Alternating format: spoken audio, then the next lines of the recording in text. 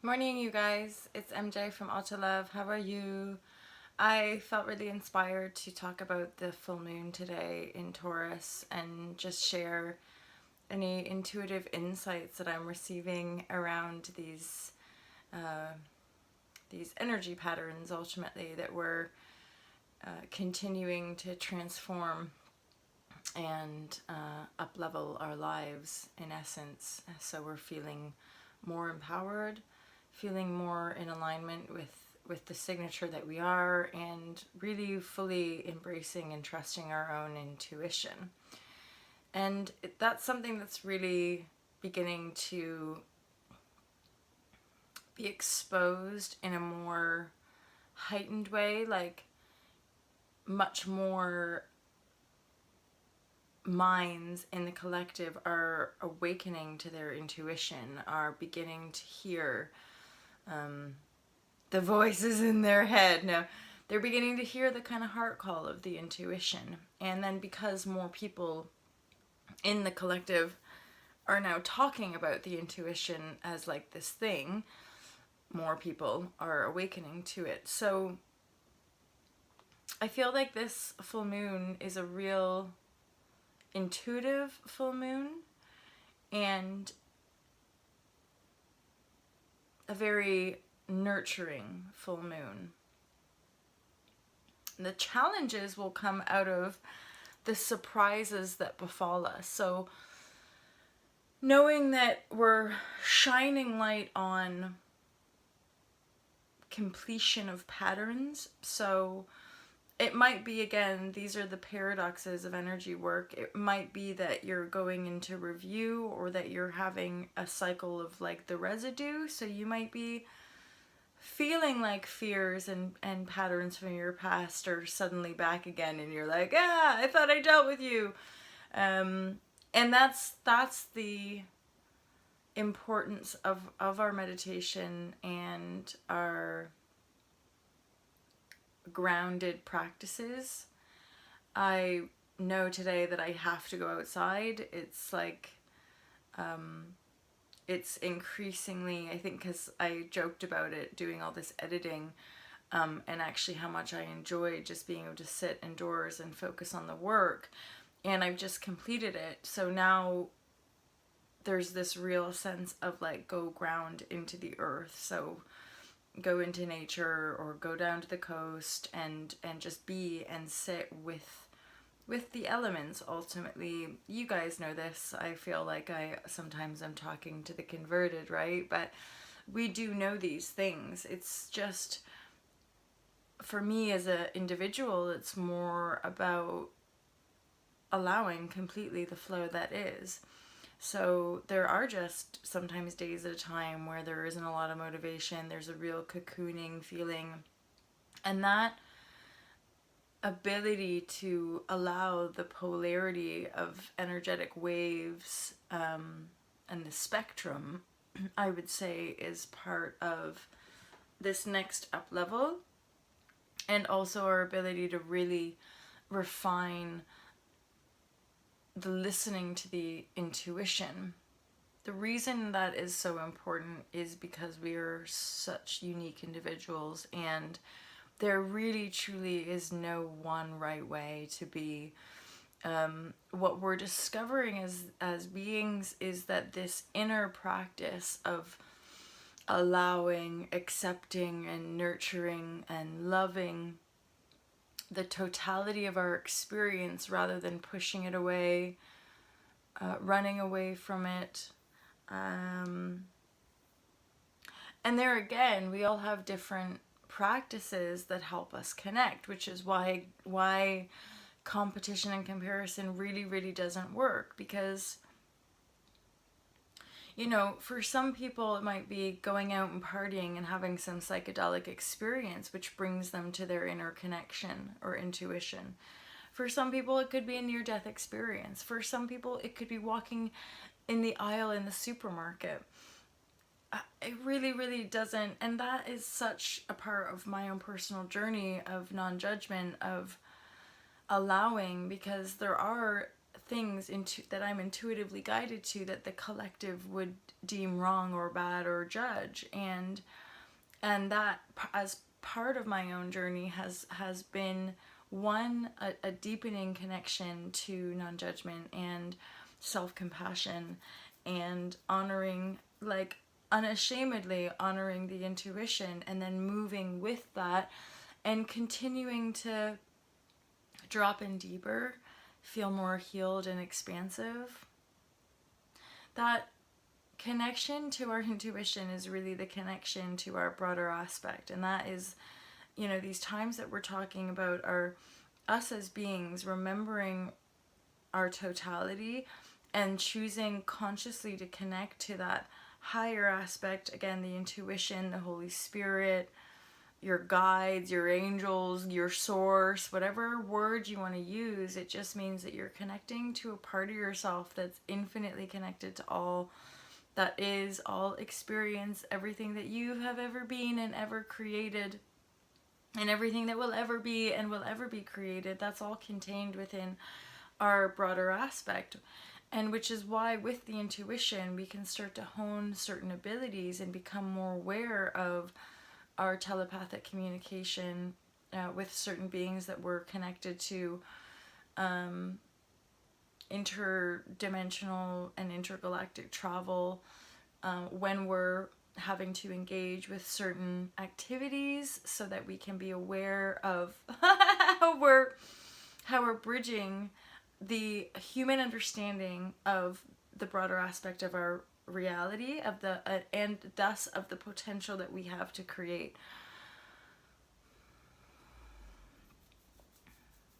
So on the other side of lots of inspiration, intuitive connection, is this very real like collapse. So I keep having visions of like actual structures collapsing, because there's nothing supporting anything underneath them. And there's another element. So like these structures are collapsing. There's a lot of like chaotic fear kind of outspinning from this collapse. Certain energies vacating.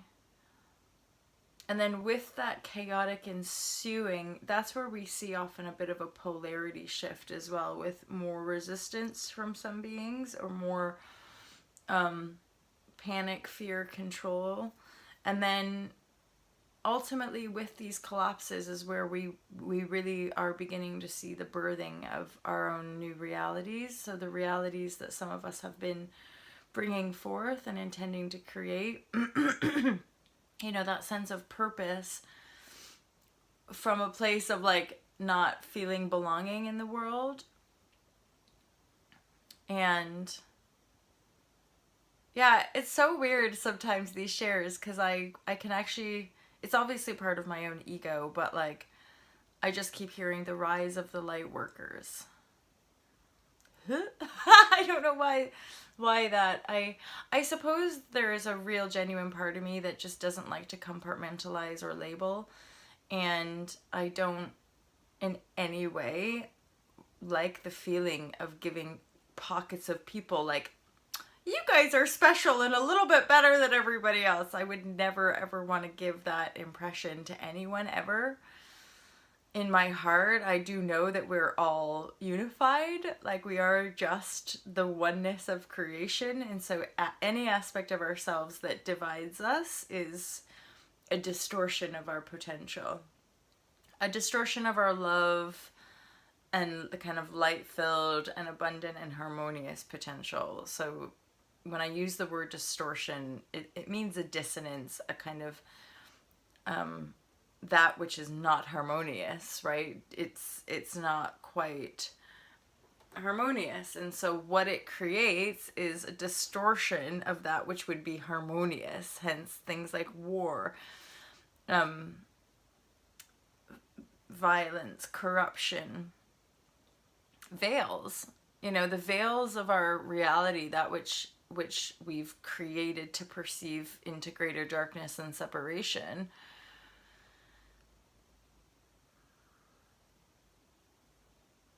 you know,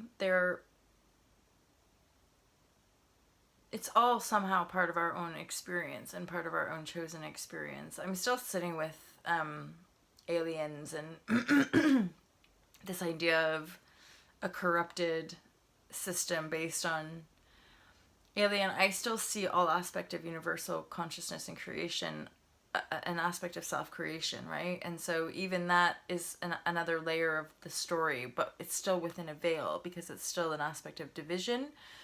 And last night I was getting this download about it being, people talk about the reptilians, and that is an aspect of our own kind of dying to the ego, dying to the reptilian aspect of our own creative output, i.e., perceiving on a lower frequency, which is us being triggered in that part of our brain as fight flight, as you're like the reptilian, like, you know, that's an aspect of consciousness. It's not like reptiles, although there are dominant pockets of humanity that are agreeing to that creation, so they can create those beings, right, as an aspect of their force field, their creative force field.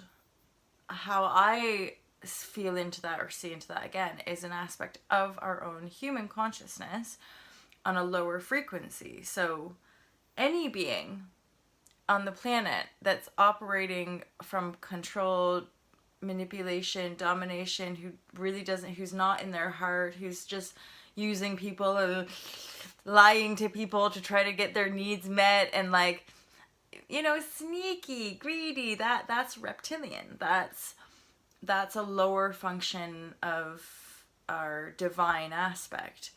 Because the divine aspect of us is whole and loving and unified and creative, where that kind of lower aspect of ourselves, that part of us that believes we're just these stupid little humans separate from everything, right? That is a reptilian, you could say, aspect of our consciousness, because it's not fully divine, it's not fully human, it's a creature, right? So I guess you could say it's just an aspect of our own evolution and remembering who we are. We have to maybe go through those cycles to embody that aspect of consciousness or darkness and then transform it into lightness. Just moving our bodies more harmoniously, living in a more peaceful, grounded state. And this is where, when we go in deeper into our meditation practices, this is part of why our lifestyles start to flip, is because that becomes like priority. That becomes like your inner, and it becomes incredibly fascinating and wild and quite cool and fun, because you're navigating consciousness, you're navigating creation, right? You're moving as like this lowly being into this sense of like mastery, where you're so super duper in trust and faith with you, with the totality of you. You have no fear of death. You're there's no fear of the persecution or any of that, because you've transformed all of those energetic attachments to your creative field. So the full moon this month is really offering us an opportunity to simply ground in deeper, anchor in deeper, and crystallize our new reality. And crystallizing our new reality is like one and the same as not buying into the old residue, not buying into the old patterns that may or may not come up for us around our bodies, love, romance, money, abundance, like all of those key kind of elements of living a happy, harmonious, and balanced life on this planet. Those key elements, some of those patterns might just come up for us again around love and worth, self-worth, which is totally obviously connected to loving ourselves, loving our bodies, and how we live our lives and manifest that. So yeah, big kind of grounding in. For me, having to really practice a lot of self-love, so like a nice shower bath with like a scrub last night. I scrubbed my face this morning as well. And yeah, really looking at some old fear patterns that rise up in my body and really holding space. And these last cycles, I've really started to see quite a dynamic shift in my reaction and or my responses to those residue patterns, as far as like I'm almost just laughing at them now. I can see the fear of it. I can witness the reality of it, like how real our mind projection really is, and yet my deeper knowing knows that that's not the truth. It's not the reality. It's an illusion of my own creation, and I can either choose to believe it or not, right? In the physical. So working more tangibly and directly with the physical reality, knowing that that is just an imagination as well, just a construct. So by deepening our sense of connectivity, love, power as creators, knowing that everything you see, knowing that everything you experience is an illusion, then your whole sense of reality becomes much more in the present and much more malleable. Hence why we're breaking down those walls and able to start to move into telepathic communication and more channels opening up. So just more, and I think that means twofold. So channels, like more beings opening up to be channels, and then that will look like more people setting up YouTube channels and things like this to discuss the journey. So this is like another element, that another aspect in the collective turning point for this full moon is like a rather sudden shift in what people, I'm hearing, idolize. So like a sudden shift in where the masses want to spend their money. And then again, like that sense of like who and what energies are the masses wanting to idolize. There's going to be quite a distinct shift in that. And then also I'm getting this full moon is like, I'm getting a lot of I want to say percolating energies of like unrest. So that might mean that there's going to be like protests, activism. Yeah.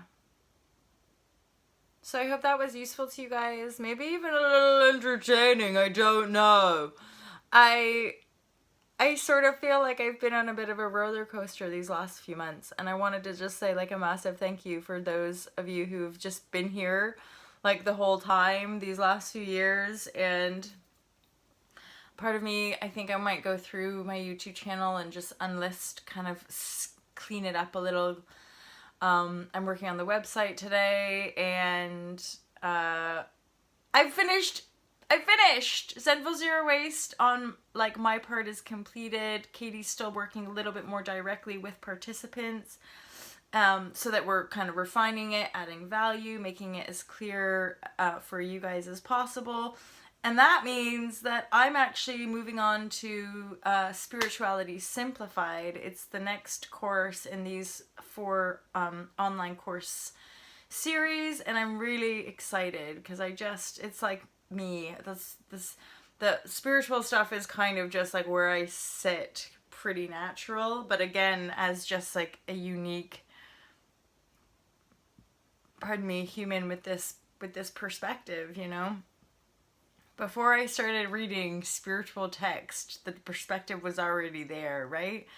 So hence some of us that just have to share. And if anything, I just want to like share just so much from my heart, and yeah, be human. Be human, and be honest at the same time, be discerning with what energies I'm putting out, because I'm really seeing such beauty and positive manifestation. And part of that ability to vision it and feel it and live it is because of these little practices that I have. And that's part of the mesh, is to share those practices. Like, stop watching TV, everybody. It's not going to help you get clear. Eat more plants. That'll help you feel better. Move around consciously every day. That also is very helpful. So really kind of simple, grounded tools, but you know, as you guys can see, I can be really wild. I could be super emotional. Some days I could be angry and like, rah, the patriarchy. But then I remember, oh yeah, we don't need to worry about that or think about that or even try to dismantle that. We just need to keep focusing on all the good stuff that is birthing from our heart space and through higher consciousness, and then just keep letting it go. Just keep, releasing the imprint of that program, basically.